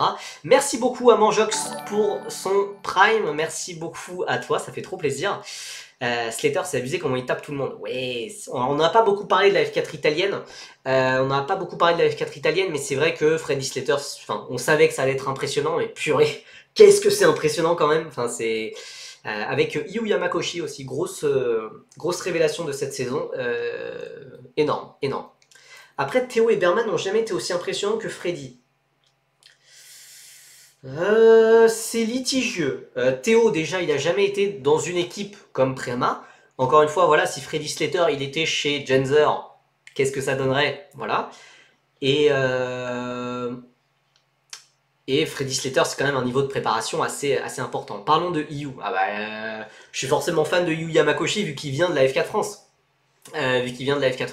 J'avais un petit prime qui traîne, c'est cadeau, tu mérites. Bah, merci beaucoup à toi mon Jox. Et écoutez, si ça peut donner des idées à d'autres viewers présents dans le chat, c'est avec plaisir. Mais enfin, Yu Yamakoshi, deuxième ou troisième de F4 italienne actuellement, c'est énorme ce qu'il fait sur ce début de saison avec Van Amersfoort. Je suis trop content pour lui et peut-être une montée très rapide en F3, en Freca, je ne sais pas où exactement, mais c'est très très très solide pour l'ancien 5ème de Formule 4 française. Écoutez, vous voyez voilà ce classement de Freca avec Raphaël Camara, donc, qui est seul au monde. Seul au monde. Je me rappelle plus combien il a de points d'avance, mais genre il a plus du double de points que son plus proche poursuivant, en tout cas Taponen. Il a 136 points, Taponen en a 63, c'est juste exceptionnel. Très honnêtement, c'est une théorie, voilà, absolument pas confirmée nulle part, etc. C'est juste moi qui fume. Mais je me dis que si Antonelli monte en F1 pour remplacer Sargent en cours de saison après la pause estivale, je me dis qu'il y a vraiment un monde où Camara monte. En F3, en F2, je sais pas, mais il monte. Vous en faites ce que vous voulez de cette théorie, mais je trouve que cette théorie peut vraiment peut vraiment s'avérer juste. Ouais, Wharton qui marque pas de points à Zandvoort, ça fait très mal. En vitesse pure, il est très impressionnant pour l'instant, mais à chaque fois ça foire en course, ouais, carrément. Bah, je suis de sa faute ou pas, bah parfois de sa faute, ouais, c'est très très très irrégulier, mais voilà, Camara est largement en tête devant Tuka Taponen. Alessandro Giusti, troisième et le meilleur français, notamment grâce à son double podium à Zandvoort qui a une bonne fois pour toutes lancé sa saison devant Brando Badoer. Evan Gilter, cinquième et le meilleur rookie devant Noah Stromstred et Ivan Dominguez. Ouais, clairement, c'est presque limite perturbant que Gilter et Stromstad n'aient pas une avance plus importante sur les autres rookies, car c'est vraiment les deux rookies les plus impressionnants du championnat pour le moment, et avec une bonne petite marge. On a ensuite, voilà, Ivan Dominguez, James Wharton, le très très très irrégulier, regardez, troisième, abandon, enfin pole position mais abandon, n'a pas pris part à la première course de Spa puisqu'il s'était craché en qualification, puis troisième, puis pole position mais hors des points, et encore une fois hors des points. Voilà, James Horton m'a beaucoup fait rire le week-end passé aux Pays-Bas. Je pense pas qu'il ait beaucoup rigolé, mais c'est vrai que compliqué. On n'a pas parlé de qui allait remplacer Tsoloff et Martinus en F3 pour Silverstone. Alors, Tsoloff, il est banni, hein, on le rappelle, il est banni pour la manche de Spa-Francorchamps, donc c'est dans un peu plus longtemps, c'est dans 5 semaines. Et Stenson, c'est pour Silverstone. Très clairement, les candidats les plus logiques pour Stenson, c'est une solution interne chez Hightech, ça serait peut-être un pilote comme Timek Kucharczyk qui pilote chez Hightech en GB3, peut-être un Will McIntyre, etc. Après, il peut y avoir des pilotes qui peuvent amener beaucoup de budget. Des pilotes qui peuvent amener du budget et essayer de faire une manche comme ça. Notamment chez ART, le plus logique, Sharp est meilleur. Bah ouais, mais Sharp est chez Rodin. Donc, enfin, bon, voilà, je dis pas que la porte est forcément fermée, mais ça serait plus logique, plus naturel que ce soit un pilote high-tech qui soit promu. Chez ART, là encore, le plus logique devrait être Alessandro Giusti ou Evan Gilter. Cependant, puisque voilà, solution interne, Giusti et Gilter sont des pilotes ART en Freca. Cependant, moi j'ai entendu 3 autres candidats chez ART pour remplacer Tsoloff à Spa-Francorchamps. C'est Hugo Gochoukou, rire dans la salle, mais qui amène beaucoup d'argent. Caio Colette, qui amènerait l'expérience, donc ça, pourquoi pas. Mais bon, ce serait pas super enthousiasmant. Et un certain Adrien David. Voilà, je sais pas à quel point c'est fiable ou pas. Voilà. Voilà. What the fuck, ils est croissant. Non, mais voilà. En tout cas, c'est les 3 candidats que j'ai entendu parler, ce qui me surprend beaucoup. Enfin, ça me surprend beaucoup puisque je préférerais très largement un Giusti ou un Gilter. Aucun live sans parler de Adrien David. Bah écoutez, voilà, il est toujours parmi nous, hein, il est toujours parmi nous, il hante cette chaîne. Voilà, on verra ce que ça donne. On verra ce que ça donne. Après, voilà, commencer en F3 direct à Spa-Francorchamps, ça serait un peu vénère, à la fois pour Hugo Choukou, à la fois pour Adrien David, même si je me doute qu'Adrien David ferait une légèrement meilleure performance que Hugo Choukou. Donc voilà, on verra ce que ça donne, hein. De toute façon c'est encore dans quelques semaines, c'est pas Francorchamps, donc il y a du temps pour que ça évolue en tout cas. Après Wharton dans le championnat, on a Pedro Clerot, Enzo Dellini 10e, Roman Bilinski 11e qui est blessé et qui ne participera pas après un accident de la route, qui a loupé Zandvoort et qui loupera encore la Hongrie. On a ensuite Zachary David, Enzo Peugeot qui sort de 4 arrivées consécutives dans les points, Nikita Bedrin, oui bah pas de Nikita Bedrin, enfin Nikita Bedrin 14e, mais évidemment il va prioriser la Formule 3 par rapport à la Freca, donc il sera à Barcelone et non pas en Hongrie. 15e, Théophile Nael qui doit très vite se reprendre. 16e, De Palo. 17, Hugo Choukou. 18, Bora. 19, Lacorté. Et ensuite, on a les pilotes qui n'ont pas marqué de points. Parmi eux, Valerio Rinicella, qui n'a absolument rien à faire là selon moi. Marta Garcia, 23e, la meilleure pilote féminine. Nos pilotes français, Edgar Pierre, 26e, Romain Antriolo, 27e, et Dorian Pain, 31e. Dorian Pain qui ne participera pas à cette manche de Freca, pour la simple et bonne raison qu'on va parler d'elle un peu plus tard sur ce live, quand on parlera de la F1 Academy.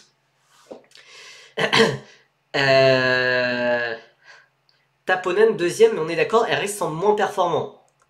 Ah zut, la mauvaise transition. Bon allez, je parle de RS d'abord, mais clairement, c'est le souci.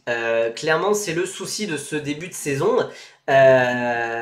Pour RS, c'est compliqué. Pour RS, c'est compliqué. Dorian, bah oui, Dorian, elle priorise le championnat où elle peut jouer le titre. Excusez-moi, mais c'est logique. Excusez-moi, mais c'est logique que Dorian Pain priorise le championnat où elle est actuellement deuxième plutôt que la Freca où elle est 31e. Ça me paraît un peu logique. Mais RS doit lancer son année 2024. Alors certes, il y a eu une première victoire pour Tuka Taponen, il y a eu des podiums, il y a eu de nombreuses arrivées dans les points pour Enzo Dellini, qui est 10e au championnat en étant le pilote le plus jeune, etc. C'est bien, etc. Le souci, alors pas que pour Dellini, je suis d'accord que ça s'applique à Dellini, mais aussi pour ses coéquipiers, il y a un manque de rythme en course, surtout en fin de course. Les 3 voitures, ça c'est, on l'a vu en partie à Hockenheim, on l'a vu surtout à Spa-Francorchamps, on l'a aussi vu à Zandvoort. Il y a un souci sur le rythme de course. Voilà, est-ce que Harris a un peu de souci à appréhender cette nouvelle formule régionale? Alors, c'est la même voiture, mais il y a eu des petites modifications au niveau des suspensions, au niveau des ailerons pour en début d'année. Est-ce qu'il galère un peu plus à cause de ça? En tout cas, l'an passé, Harris avait écrasé le week-end en Hongrie. Il y avait une double victoire de Martinus Stenshorn. Alors certes, il y avait une petite casse mécanique pour Andrea Kimi Antonelli, mais voilà, Harris avait fait un super week-end en Hongrie. Donc, j'attends, enfin, pour moi, Harris, à un moment, va retrouver son rythme, va retrouver ce qui fait d'elle la seule, enfin, la plus grande rivale de Prema en Freca ces dernières années.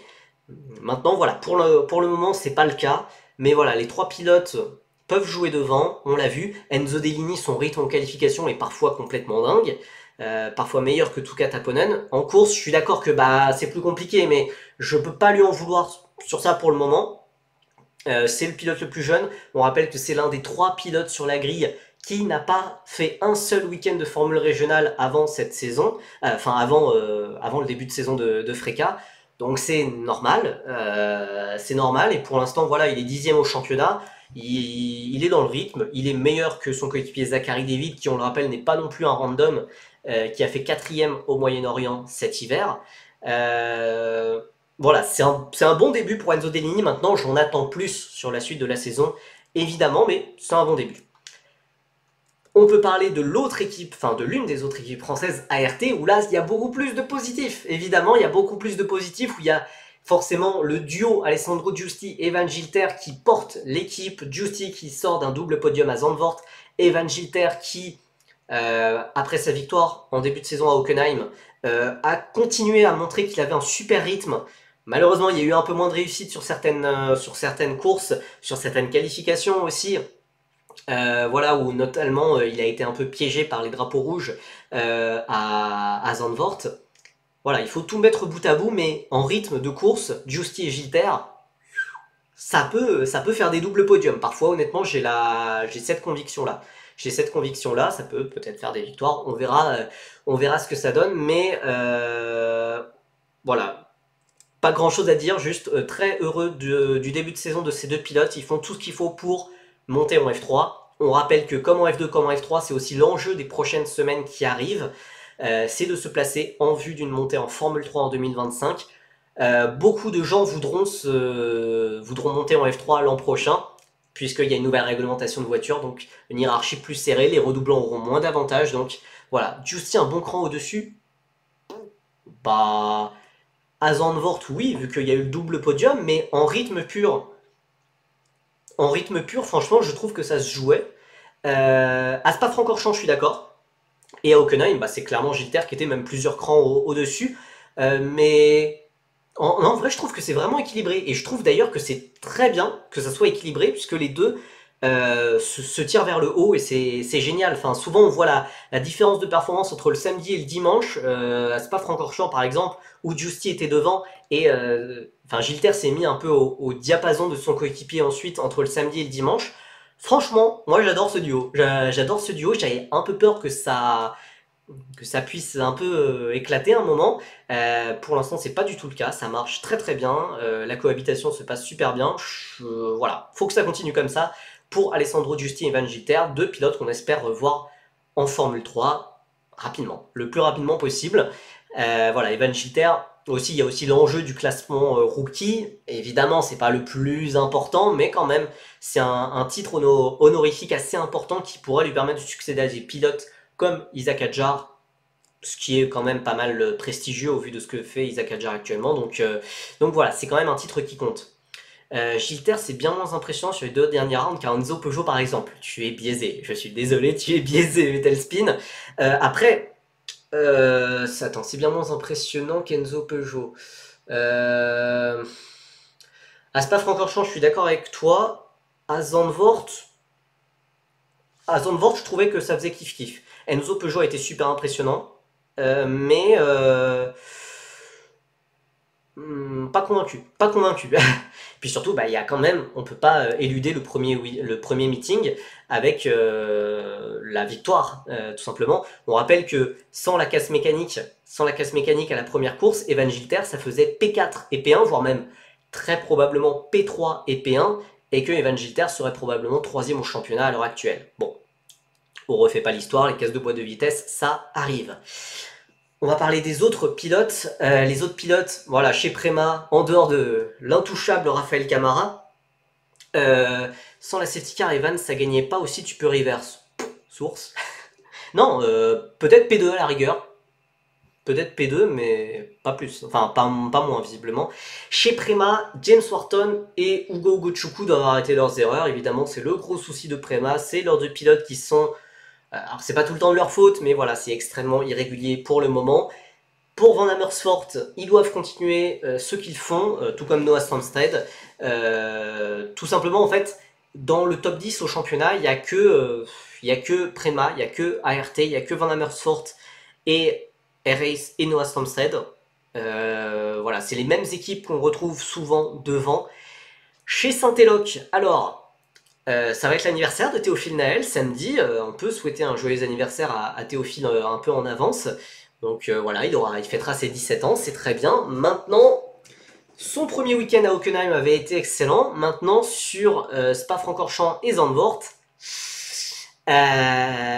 beaucoup plus compliqué, notamment par rapport à Enzo Peugeot qui a pris toute la lumière. Donc il va falloir très vite remettre les pendules à l'heure, montrer que voilà, le champion de F4, c'est lui. Donc c'est quand même bizarre que Hugo soit bon en GB3 mais transparent en Freca. Oui. Après, c'est peut-être un souci de voiture aussi. Je pense que faire un double mètre, faire 2 mètres dans une voiture de Freca, c'est très compliqué. La voiture de Freca, c'est une voiture qui est très compliquée à manier, qui est très compliquée à piloter de façon générale. Quand tu fais 2 mètres, je pense que ça va être encore plus compliqué. Je pense qu'il y a ça, il y a ce handicap de taille qui doit pas mal l'impacter. Euh,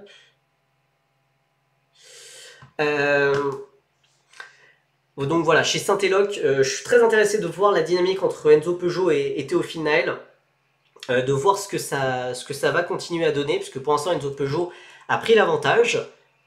Mais voilà, je pense que Théophile Naël a de la ressource, et on va voir ce que ça va donner, mais en tout cas très surpris, très surpris, très positivement surpris, et voilà, en espérant que comme chez ART avec Justier et Gilter, Enzo Peugeot et Théophile Naël puissent se tirer vers le haut. La GB3 c'est une F4+. Moi, plus... Attends. Puisqu'ils avaient changé leur voiture en 2022, mais oui. C'est une F4 upgrade avec surboosté, survitaminé, quoi. Euh, il suffira d'une fulgurance, il n'y a pas beaucoup de points d'écart. Oui, c'est l'avantage. C'est l'avantage d'être un peu loin, c'est que voilà, entre Peugeot et Naël, il n'y a que 4 points d'écart. Il n'y a que 4 points d'écart. Et voilà, on voit sur un gros week-end et ça peut très vite faire la jonction avec les pilotes de devant. Alors, le top 10 c'est un petit peu détaché, mais voilà, ça reste quand même possible, quoi. On passe peut-être à la F1 Academy. Je vous l'ai dit, hein, franchement, c'est interminable. Il y en a pour tout. Il y en a pour tout. Donc la F1 Academy, c'est en support de la F1, de la F2, de la F3. C'est à Barcelone. Des circuits européens plus connus comparé à Jeddah et Miami. Donc là, on va être un peu à égalité pour tout le monde. Voilà, c'est des circuits que tout le monde connaît. On rappelle quand même qu'il y a Abby Pouling qui a frappé ultra fort à Miami avec cette double victoire, qui est en tête du championnat, qui a 34 points d'avance sur Dorian Pain, notre française. Ouais, ça va être la sieste. Bon, pas forcément.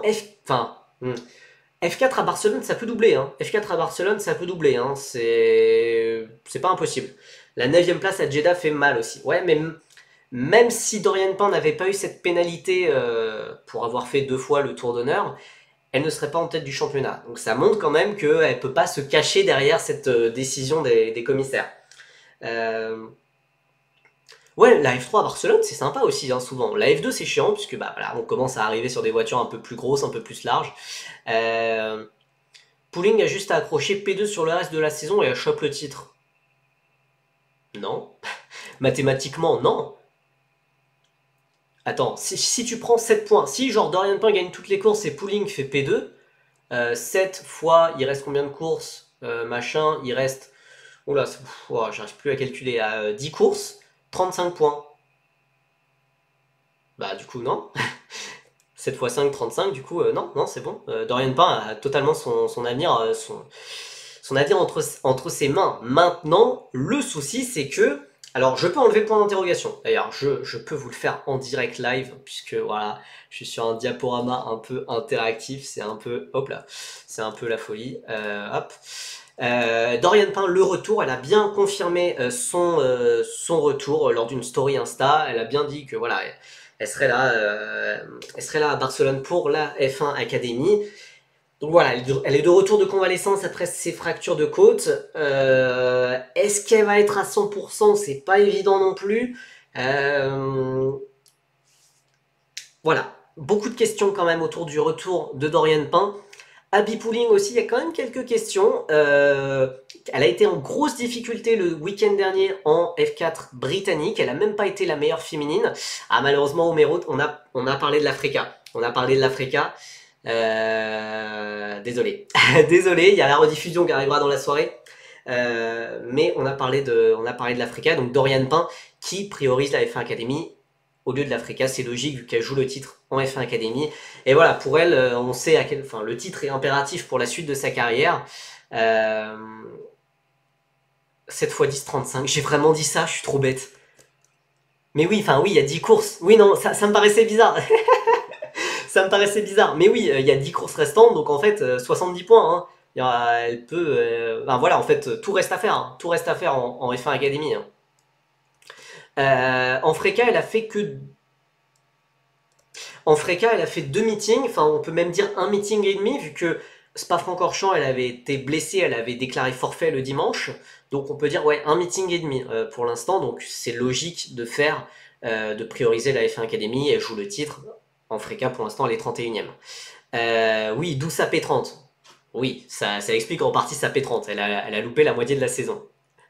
Donc voilà, un truc qui va m'intéresser aussi, c'est qu'à Miami, c'était un circuit que connaissaient certaines pilotes qui avaient fait la W Series, comme Abby Pooling, comme Chloé Chambers, comme pas mal de pilotes voilà, qui ont été vraiment aux avant-postes. Prema avait l'air en difficulté, Dorian Pain avait éclaté Maya Veug, mais était à des années-lumière de Abby Pooling. Donc voilà, il y a quand même pas mal d'enjeux, il faut retrouver la Dorian Pain de Jeddah, si possible, sans faire 2 fois le tour d'honneur, ça nous arrangerait. C'est les mêmes voitures en plus, oui, alors en soi, c'est tous des F4, enfin, toutes les voitures sont des F4, etc. Mais voilà, il y a toujours des différences entre les équipes, dans les réglages, etc. Voilà, il y a des équipes qui connaissaient le circuit de Miami, des pilotes qui connaissaient le circuit de Miami, c'était pas le cas de Dorian Pain, c'était le cas de personne chez Prema, donc ça peut expliquer la contre-performance, mais quand même, il va falloir remettre les pendules à l'heure à Barcelone, même si c'est vrai qu'il y a cette excuse du retour de la convalescence. On continue avec la F4 française. Ça fait très longtemps qu'on n'a pas parlé de F4 française, pour la simple et bonne raison que le premier meeting c'était à Pâques, donc ça commence à remonter, et le deuxième meeting c'était à Lédenon début mai. Donc ça fait plus d'un mois, ça va faire presque 1 mois et demi qu'on n'a pas parlé de la F4 France. Il n'y a eu que 2 meetings sur 7. Mais ouais, pas mal ce championnat. Alors je me demande pourquoi tu dis ça, Nitram Nitram, mais là aussi un championnat très intéressant avec un top 3 et j'ai vraiment envie de dire un top 4.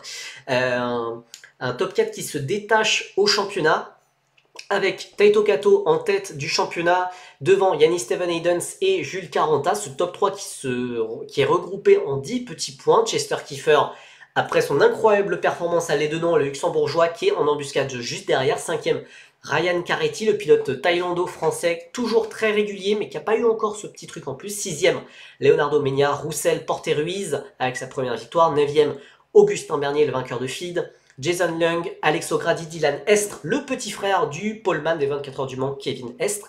13ème seulement, j'ai envie de dire malheureusement, hein, mais avec quand même quelques arrivées dans les points, Arthur Dorisson.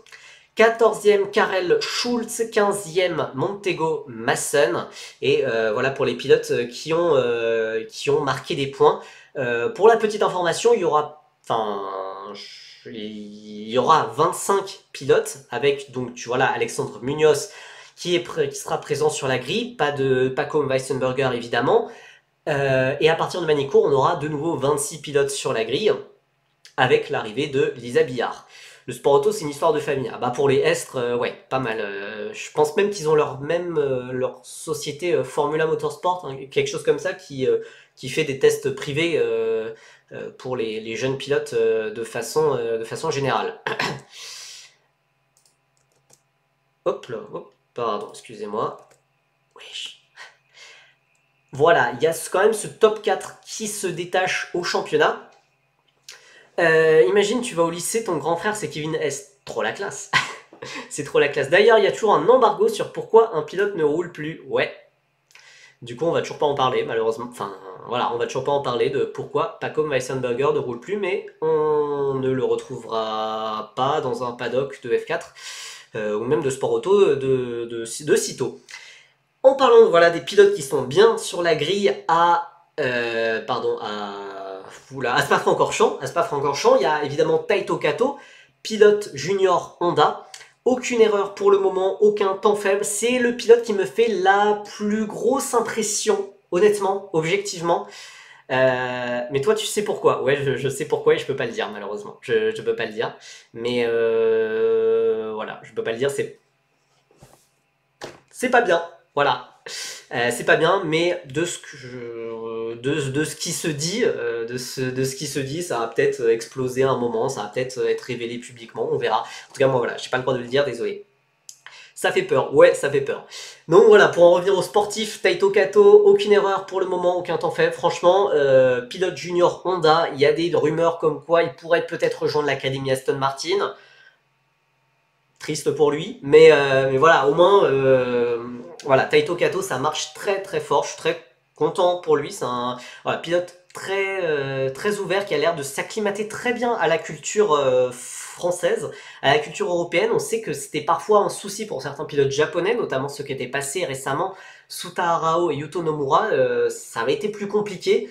Taito Kato, il a l'air de surkiffer sa vie en France, donc c'est très cool. Aston prend dès la F4. Bah alors, ça serait après l'année de F4, donc ça serait potentiellement en F3 ou en Freca ou en F3 britannique ou quelque chose comme ça. Mon outsider de week-end, Franck Porter-Ruiz. Je peux être d'accord avec toi. J'aime vraiment ce qu'il propose depuis le début de la saison. Si Kato pouvait un peu moins s'acclimater au championnat, ce serait sympa. Pour moi aussi, hein, je préférais que ce soit Caranta qui gagne. Hein, mais bon, en attendant, voilà, Taito Kato, c'est très impressionnant ce qu'il fait. Yannis Steven Edens, il sera à la maison à Spa-Francorchamps. L'année dernière, ça avait été un week-end très compliqué pour lui, mais il avait été impressionnant à Nogaro. À l'Edenon, il avait été plus en difficulté en qualification, mais en course, ça avait été mieux. En attendant, il est deuxième au championnat. Jules Caranta, on rappelle que c'est le pilote le plus jeune de ce groupe de tête. Prochain Yuki Tsunoda, en vrai, pourquoi pas, hein. Pourquoi pas, hein. Il a suivi la même formation par la Honda Racing School, donc pourquoi pas. Le prochain Iwasa, alors, attendez. Oui, bah, Iwasa, il avait fait aussi cette formation par la Honda Racing School et il avait été envoyé en France. Et il avait gagné le titre de F4 française. Les 4 pilotes de tête, je les aime bien, donc je suis content, mais je supporte quand même Caranta. Bah, exactement pareil ici, il n'y a aucun pilote que je n'apprécie pas.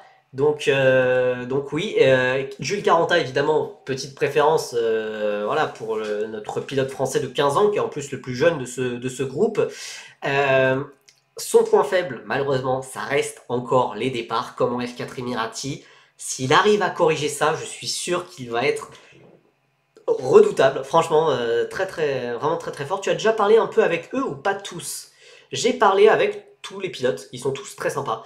D'ailleurs, alors Homero qui me parle de Chester Kiefer. Donc voilà, Chester Kiefer qui a été la révélation du week-end de l'Edenon avec sa pole position et avec sa première victoire. C'est un pilote luxembourgeois qui a commencé le karting il y a seulement 2 ans, donc c'est un peu un ovni par rapport à des pilotes comme Kato, Steven Edens, Caranta qui roulent en karting depuis très longtemps, qui baignent dans ce milieu depuis des années. D'ailleurs, donc voilà, j'ai interviewé Chester Kiefer il y a quelques semaines pour mettre en lumière ce pilote luxembourgeois, article à lire sur feederseries.net évidemment. Donc Homero qui dit d'ailleurs énorme l'article sur lui, un peu triste, qu'il souhaite déjà abandonner la monoplace. Bah alors, il le disait un peu de façon réaliste, qu'au vu de ses performances, il avait jamais vraiment envisagé un futur en monoplace globalement. Il avait vraiment jamais envisagé un futur en monoplace puisqu'il sait à quel point les opportunités sont rares. Vraiment, il a vraiment la tête sur les épaules, il sait à quel point c'est dur d'avancer dans ce milieu. Maintenant, il sait aussi que en faisant top 3, top 4 en F4 France, ça peut ouvrir des portes. Ça peut ouvrir des portes. Son budget est pas non plus catastrophique. Enfin, je veux dire, voilà. Enfin, il est pas non plus spécialement à plaindre. Il est pas non plus spécialement riche non plus. Donc, je pense que il peut y avoir des opportunités en Freca pour lui. Maintenant, voilà, c'est vrai que lui, depuis longtemps, il se projetait plutôt dans un univers GT slash endurance. Donc voilà, donc j'ai pu parler aux 4 pilotes. Les 4 pilotes sont tous très sympas. Évidemment, le pilote que je connais un peu moins, c'est celui qui ne parle pas français, Taito Kato. Je l'ai juste rencontré au circuit Bugatti lors des essais de pré-saison. Donc certes, il n'y a pas de manche de F4 France au circuit Bugatti, mais il y a les essais de pré-saison. Et il était très ouvert, très sympa, beaucoup plus que les précédents japonais, Sutahara ou Yuto Nomura, qui me calculaient pas trop. Et plus ouvert aussi que Yu Yamakoshi, plus à l'aise avec l'anglais. Comme en Angalis du coup. Non, enfin, il parle beaucoup japonais, et puis on sent qu'il n'est pas super fluide en anglais, mais ça passe. Enfin, franchement, il comprend. Enfin, voilà, ça passe. On peut très facilement communiquer avec lui. C'est pas le pilote le plus fluide en anglais, mais voilà, ça se fait très bien. Voilà, globalement, c'est ça pour le week-end 5 étoiles. Donc F2, F3, Freca, F1 Academy, F4 France, mais pas que. On va parler très rapidement un petit point sur le classement en GB3 avec Timek Kucharczyk qui a fait un week-end exceptionnel à Silverstone avec sa double victoire. Doublé high-tech au classement avec Will McIntyre qui est deuxième, Louis Sharp qui est troisième, qui est le meilleur pilote Rodin devant Ugo Chukwu qui devrait prioriser normalement la Freca, même si voilà, Freca et GB3 seront tous les deux au même endroit sur le Hungaroring, donc techniquement il y a un monde où il fait les deux. Maintenant je pense que c'est peu probable. Il avait toujours dit qu'il prioriserait la Freca par rapport à la GB3. Maintenant, voilà, c'est pas impossible. GB3, je connais quasiment personne. Bah, je sais, je sais que c'est des pilotes très très peu connus en France, mais c'est des pilotes qu'on verra en Formule 3 l'an prochain. Il peut pas faire c'est pas impossible, ça serait dingue hein, de faire les deux week-ends, de faire les deux championnats en même temps. J'aimerais voir ça, mais alors 40 Oxy en Eurocup 3, c'est des pilotes très, voilà, d'un niveau très moyen. En GB3, c'est vraiment des top pilotes. C'est vraiment des top pilotes. Kucharczyk, McIntyre, Sharp, Ugo Chukwu évidemment. C'est des top pilotes qu'on verra en Formule 3 selon toute vraisemblance qui méritent totalement. On a aussi un Français d'ailleurs, Arthur Rojon, qui est malheureusement le coéquipier de Sharp et Ugo Chukwu. Du coup ça pique un peu, mais voilà, il n'est pas non plus perdu. Il y a quelques entrées dans les points. Il a eu un certain manque de réussite. On rappelle qu'il aurait pu avoir une victoire sous la pluie à Oulton Park avant qu'il y ait une casse mécanique dans le dernier tour. Voilà, mais il va falloir espérer plus pour monter en F3 au mérite. Ugo Chukwu qui fait 2 perfs médiocres en un week-end, ce serait ouf, wesh. Il est passé par la F4 France avant le français. Non, Arthur Rojon, il a fait ses débuts en F3 britannique direct. Il a fait ses débuts en GB3 l'an passé. Donc c'est sa deuxième saison dans le championnat. Il a sauté la F4, ce qui est quand même assez dangereux. Donc voilà, là c'est l'année de la confirmation. Enfin, l'année de... ça avait été une année très compliquée l'an passé. En GB3. Là, il est dans un top team. C'est sa deuxième année. Bon, voilà, normalement il faut passer le level au-dessus, quoi. Et aussi un petit détour par la Slovaquie. Alors c'est vrai qu'il y a John Bennett aussi. John Bennett qui était en Freca d'ailleurs le week-end passé à Zandvoort, qui avait fait une très grosse perf. Donc et qui est 5e de GB3 actuellement, donc à suivre. Le championnat d'Europe de karting qui a mi-saison. Qu'est-ce que c'est que cette chose? Bah, en F4, globalement, on parle de pilotes de 15 ans. Et là, on parle en karting. En karting, c'est des pilotes de 14-15 ans, des pilotes qu'on va voir arriver en F4 très rapidement. Donc voilà, on est à mi-saison, ça se passe en Slovaquie, ça se passe un peu sur tout le week-end, de vendredi à dimanche. Voilà, il y a des... Alors, je vais surtout m'attarder sur les noms principaux. Alors, Thibaut Raemakers, évidemment, qui est l'un des plus gros cracks en karting, alors qui est certes seulement 13e au championnat d'Europe, c'est très étrange, je ne dois pas vous le cacher, qui est quand même en tête du championnat préparatoire du Champions of the Future, donc sa saison n'est pas non plus loupée. Alexander Bondarev qui était le super favori, qui n'est que 18ème, et je suis totalement d'accord avec Zeland4 qui dit qu'on dirait Berman et Martin en F2. C'est vrai que Bondarev et Raemaker, c'est un peu les deux gros cracks du karting, et bah pour l'instant un peu compliqué, même si ça se passe bien pour Raemakers dans d'autres courses. Pour Bondarev c'est un peu compliqué. Alexander Bondarev, pilote Williams Junior, qui va faire ses débuts en F4 en fin d'année. Ça a été confirmé par le directeur de la Williams Academy. Il fera ses débuts en F4 italienne avec Prema. Il y a deux Français dans ce top 20, on note la présence de Andy Consani, 8ème, qui a fait un week-end vraiment exceptionnel la fois précédente en France à Val d'Argenton, et donc qui est 8ème au championnat. Andy Consani qui n'a que 14 ans, c'est un pilote né en 2010, voilà, qui s'entend, voilà, qui fait partie du groupe avec Andrea Dup, avec Enzo Dellini, avec voilà ce genre de pilote là. Andy Consani voilà, qui essaye aussi de passer en F4, qui pourrait faire le volant Richard Mille de ce que j'ai entendu, qui a testé en F4, qui essaye de monter en F4. Et il y a aussi Louis Iglesias. Alors évidemment, Louis Iglesias est un très grand crack français du karting. Et là aussi, ça bosse dur. Ça bosse dur pour monter en Formule 4 l'an prochain. Louis Iglesias, actuellement 5ème du championnat d'Europe. Il y a clairement quelque chose à faire. Très grand kart en LV2 anglais. Alors, pour ceux qui n'ont pas la ref, très grand pilote, oui. Très grand pilote en LV2 anglais, malheureusement, oui. Ça avait été un peu son petit défaut au volant Richard Mille. Il a fait le volant Richard Mille l'an passé. J'ai entendu qu'il pourrait peut-être le refaire cette année. Aussi le volant Richard Mille pour rouler peut-être en F4 espagnol. Louis Iglesias qui s'est entraîné d'ailleurs cette semaine, enfin le week-end dernier, qui a fait le camp d'entraînement de la Winfield Racing School. Vous connaissez, enfin vous ne savez peut-être pas, mais je bosse avec la Winfield Racing School. Donc voilà, on sent que donc il s'est entraîné pendant plusieurs journées sur des Formule 4. Voilà, on sent que le but, voilà, pour Iglesias, pour Consani, c'est de rouler en Formule 3, oula, on va pas sauter les étapes, en Formule 4. Il y a aussi d'autres Français comme Jimmy Elias, qui a remporté la Champions of the Future, donc qui est la série préparatoire, qui a remporté la manche en Slovaquie, donc sur ce même circuit, donc ça va être intéressant de voir, enfin, qui a remporté la manche, qui a remporté la finale sur le circuit, mais qui a une pénalité de 5 secondes pour un problème technique, enfin pour un spoiler. Perso, je suis un peu plus hype pour les pilotes de Oka Junior comme Schaufler ou Costoy. J'avoue que le Oka Junior, je regarde pas trop. Surtout parce que nos Français sont assez loin. Donc j'attends de voir ce que ça donnera l'étage au-dessus en Oka, qui est la dernière étape avant la Formule 4 en fait au final. Donc voilà, pas mal de pilotes français qui gravitent autour de la F4 et que voilà, j'espère voir en F4 peut-être dès la fin d'année ou peut-être en 2025. Voilà, je vous avais prévenu tous les horaires. Je pense pas que le karting allait même en Slovaquie. Bah c'est la première fois que ça va en Slovaquie, c'est très random.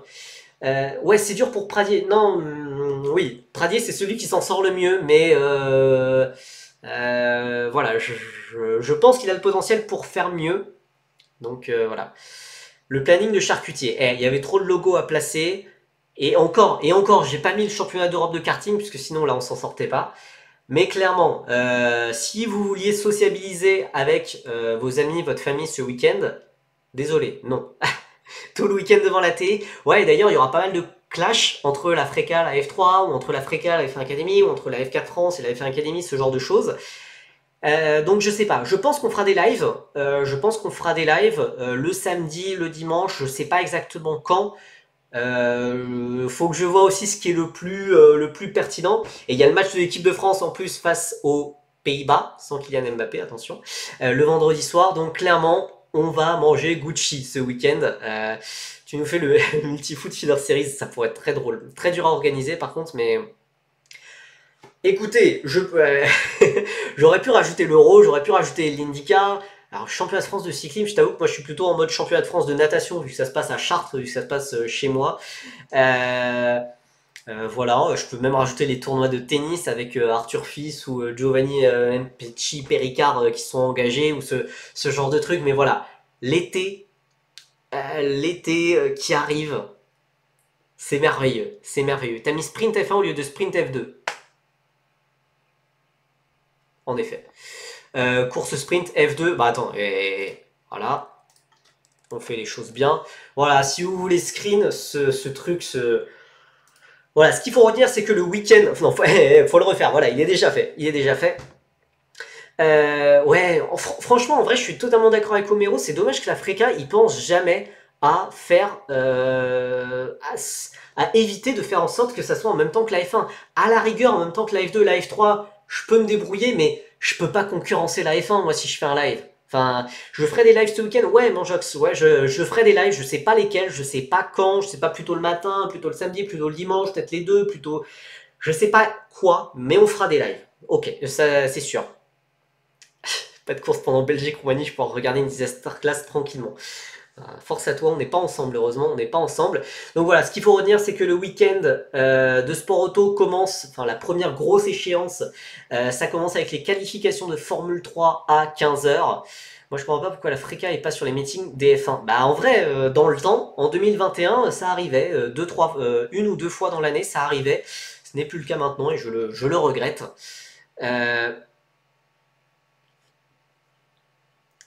Alors, Homero, apparemment, grosse annonce de McLaren IndyCar dans 23 minutes. Maintenant, peut-être avec Nolan Siegel. J'espérais pas en parler. J'espérais pas en parler, mais j'ai eu des échos que j'ai du mal à expliquer pour le moment. Et que ça serait pas une quatrième voiture. On va attendre la confirmation.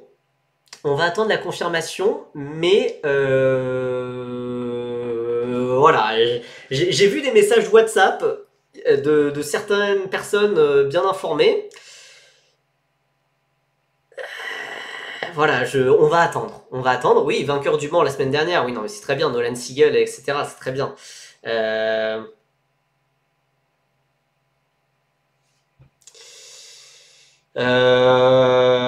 Voilà, j'ai pas d'autres messages. Je sais pas. Je sais pas. On va attendre. On va attendre. Mais ouais, ça me paraît bizarre. Ça me paraît bizarre. Surtout que. Non, mais ça me paraît franchement bizarre, puisque bah, ouais, les résultats sont là pour Théo. Les résultats sont là. Il est toujours aux États-Unis, il bosse. Euh, on va attendre. On va attendre, puisque ça paraît très bizarre, honnêtement. Ça paraît très bizarre. Théo qui. Ah ouais. Ouais, on sait jamais, hein. Peut-être que Sauber le rappelle au dernier moment et hop, il fait le Grand Prix d'Espagne, on sait jamais. Euh, on va attendre. On va attendre. Voilà, j'ai eu un message. Voilà, j'ai eu un message assez alarmiste de quelqu'un de bien informé, mais ça fait pas beaucoup de sens.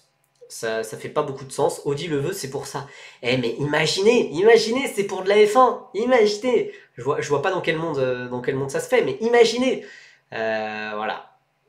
Votre reporter IndyCar chez Feeder Series, il est trop fort, c'est abusé. Bah ouais, normalement, c'est l'un des tout meilleurs. Donc, je sais pas s'il a sorti des trucs, Jeroen Demendal sur son Twitter, mais bon, je vois pas comme ça. On va voir. On va voir. En tout cas, voilà. De toute façon, quoi qu'il arrive, je ne suis pas inquiet pour l'avenir de Théo. Il a montré son talent, il a montré ce qu'il savait faire. Au-delà de la Formule 2, il a montré ce qu'il savait faire en IndyCar. On va voir. Fin de live un peu bizarre, hein. Fin de live un peu bizarre, mais Euh, Bon, il va finir en WEC. Bah écoutez, pourquoi pas, hein? Pourquoi pas, franchement, rejoindre l'âge d'or du WEC, pourquoi pas, hein. La clim du fin de live. Franchement, Homero, c'était toi qui avais lancé ça? Ouais, franchement, c'est pas très gentil. Mais si c'est en hypercar, je dis oui perso, pareil, pareil. Ou pour cher en F4 check. À tout moment, il va en F4 check avec Mafia Racing. Bon, écoutez, on verra ce que ça donne. On verra ce que ça donne. En attendant, voilà. Moi, j'ai fait ce live. Voilà, le mardi soir parce que je ne suis pas dispo. Mercredi soir, jeudi soir, vendredi soir. Donc, prochain live, ça sera pas avant samedi et ça sera pour faire des lives vraiment de la F2, de la F3, de la Freca, de la F1 Academy, peut-être même de la F4 France. Donc, il y aura des lives le week-end, je sais pas combien, je sais pas quand, je sais pas, voilà, je sais pas comment ça va se passer. En attendant, voilà, on se retrouve, voilà, je vous tiendrai informé sur Twitter. Et voilà, fin de live un peu bizarre, fin de live un peu bizarre, la petite clim. On va attendre, voir s'il y a d'autres infos qui tombent. Donc voilà, en attendant, je vous remets quand même, je vous remets quand même ce magnifique planning. On va avoir du Justy, on va avoir du Hadjar, du Mektounif, du Martins, du Gilter, du Peugeot, du Deligny, du Naël, du Dorian Pain, du Jules Caranta. On va avoir de tout. On va voir, on va voir. C'est un très grand week-end de sport qui nous attend, très grand week-end de sport auto. Je me sens comme le mec qui vient de gâcher la fête. Bah un peu. Non mais écoutez, on verra ce que ça donne. Bonne semaine, bonne suite de semaine à vous tous. Passez une bonne soirée. Voilà, on a un week-end de fou qui nous attend, vous en faites pas. On verra ce que ça donne. Bonne fin de soirée à tous, bon week-end. Et voilà, on se retrouve sur Twitter évidemment, sur Insta, sur Feeder Series, sur YouTube, la rediffusion arrive dans la soirée. Sur TikTok, je ne sais jamais. Voilà, on se retrouve sur Twitch samedi, dimanche dans le week-end. Allez, bonne soirée à tous. Ciao. Non, cette fois, je dirais pas bisous.